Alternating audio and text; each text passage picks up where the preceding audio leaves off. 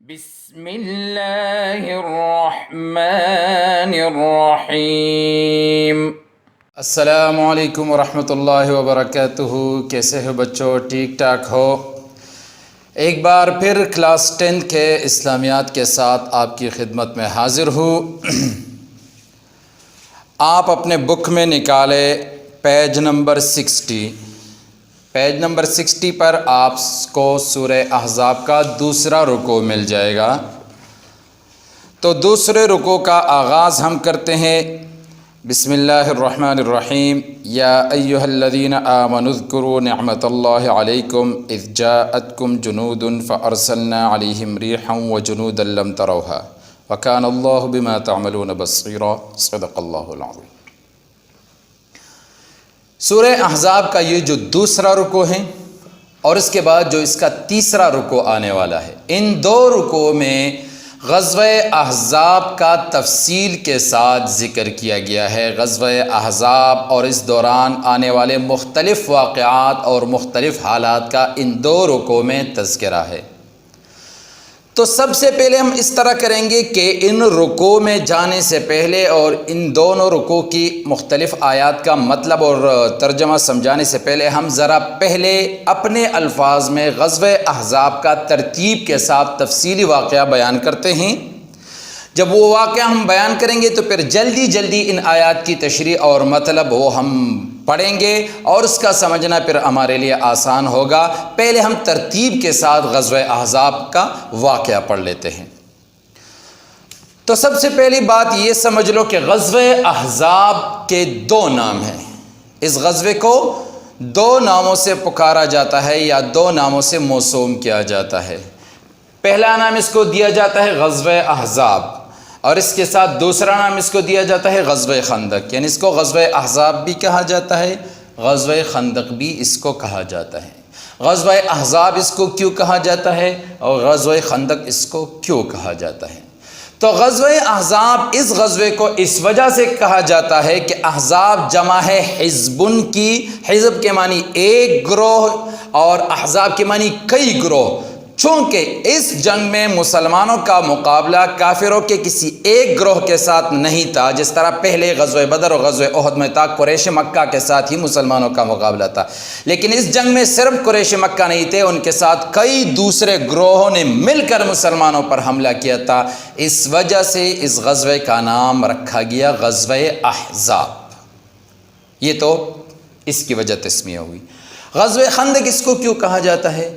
تو چونکہ اس غزوے میں مسلمانوں نے کفار کا مقابلہ ان کے راستے میں خندق کی کھدائی کے ذریعے کیا ہے، ان کے راستے میں خندق کو کھودا تھا اور اس طریقے سے کافروں کو روکا تھا، تو اس وجہ سے اس غزوے کو غزوہ خندق بھی کہا جاتا ہے۔ یہ غزوہ دوسرے غزوات سے اس طرح مختلف تھا کہ ایک تو اس غزوے میں مسلمانوں کا مقابلہ کافروں کے ایک گروہ سے نہیں تھا، کئی گروہوں نے مل کر مسلمانوں پر حملہ کیا تھا، مدینہ منورہ پر دھاوا بول دیا تھا۔ تو اور اس سے پہلے جو جنگیں ہوئی تھی غزوہ بدر اور غزوہ احد، اس میں صرف قریش مکہ کے ساتھ ہی مسلمانوں کا مقابلہ تھا۔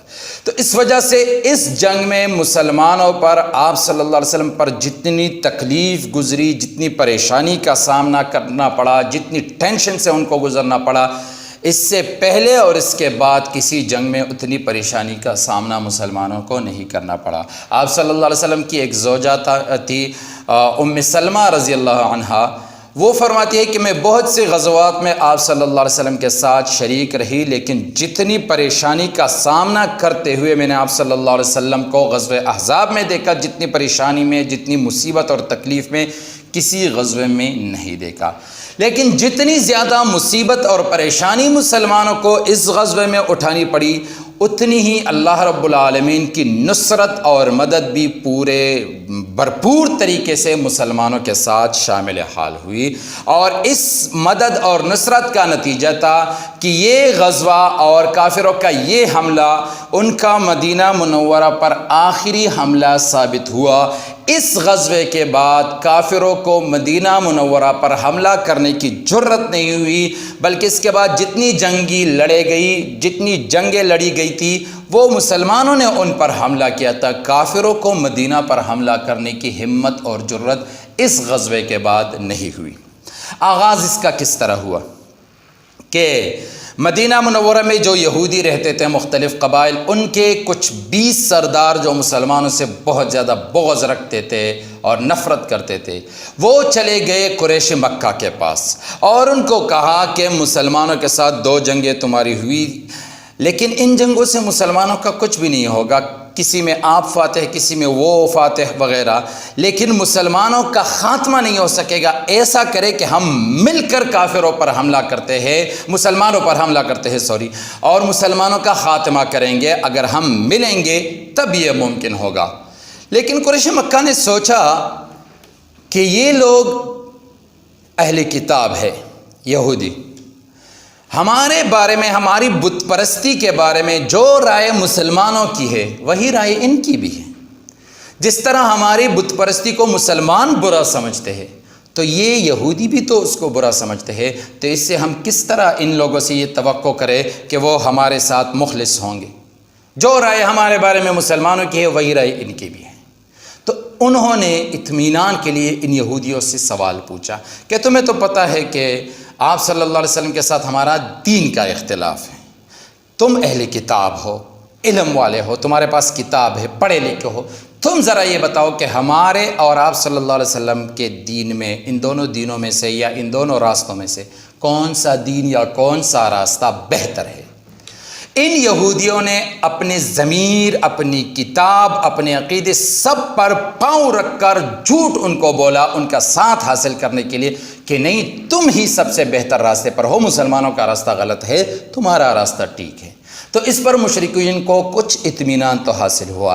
مزید اطمینان حاصل کرنے کے لیے یہ 20 سردار یہودیوں کے اور 50 سردار قریش مکہ کے چلے گئے بیت اللہ شریف میں، اور بیت اللہ شریف کے دیواروں کے ساتھ چمٹ کر یہ عہد کیا کہ ہم میں سے جو آدمی، ایک آدمی بھی جب تک زندہ رہے گا، ہم آپ صلی اللہ علیہ وسلم اور مسلمانوں کے ساتھ لڑتے رہیں گے۔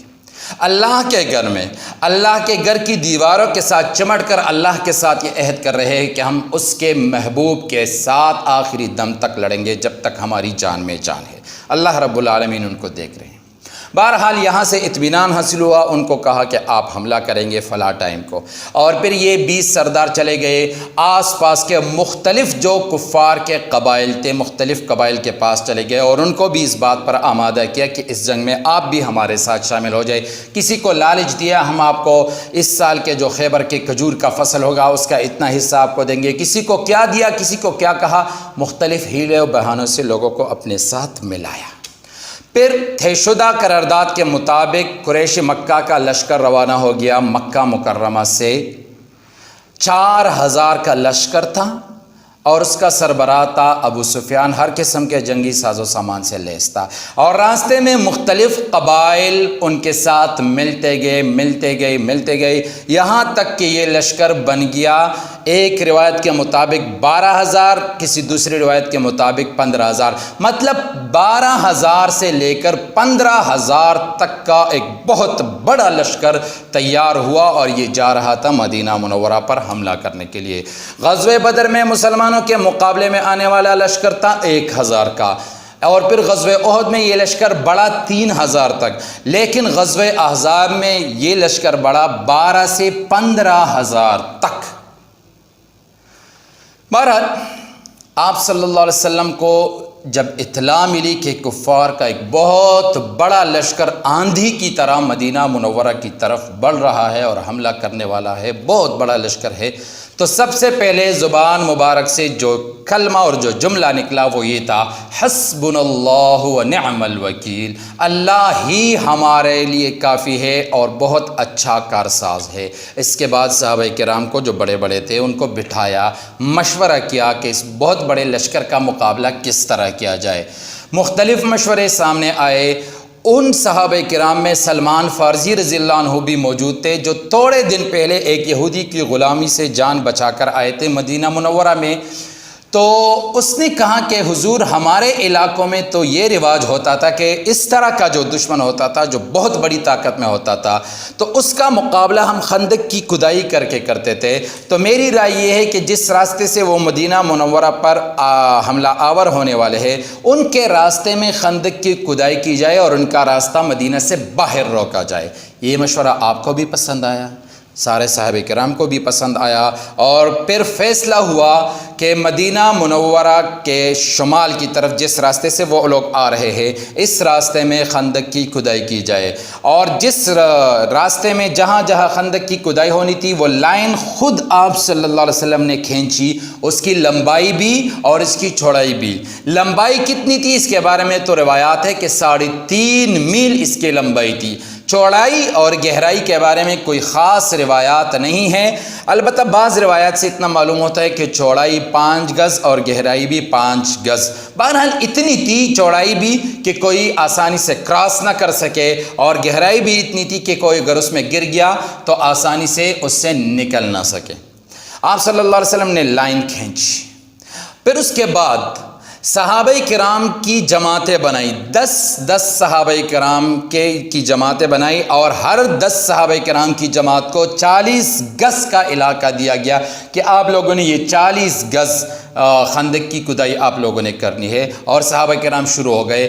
بنفس نفیس خود آپ صلی اللہ علیہ وسلم بھی ایک جماعت کے ایک فرد کی حیثیت سے اس کام میں شامل رہے، 9 اور صحابہ کرام تھے، ایک ان کے ساتھ آپ صلی اللہ علیہ وسلم تھے، اور یہ کام شروع کیا، مسلسل کام کر رہے تھے۔ اسی دوران سلمان فارسی رضی اللہ عنہ جس نے یہ خندق کی کھدائی کا مشورہ کیا تھا وہ بھی ایک جماعت کے فرد کی حیثیت سے کام کر رہے تھے۔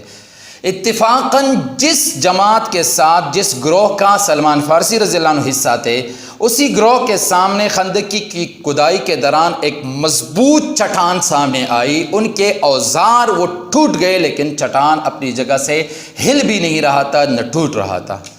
تو ساتھیوں نے مشورہ کیا کہ یہ چٹان تو نہیں ٹوٹ رہا، اب ایسا ہو سکتا ہے کہ ہم اس جگہ کی کھدائی کو چھوڑیں گے اور تھوڑا سا ہٹ کر لائن سے ہٹ کر خندق کی کھدائی کریں گے اور تھوڑا جا کر اس کو واپس اپنی لائن کے ساتھ ملائیں گے، لیکن اس میں مسئلہ یہ ہوگا کہ آپ صلی اللہ علیہ وسلم نے جو لائن کھینچی ہے اس لائن سے ہمیں تھوڑا ہٹنا پڑے گا، پھر دوبارہ ملیں گے لیکن اس جگہ پر وہاں سے ہٹنا پڑے گا، تو اس کے لیے پھر آپ صلی اللہ علیہ وسلم سے مشورہ درکار ہوگا اور اجازت لینی ہوگی۔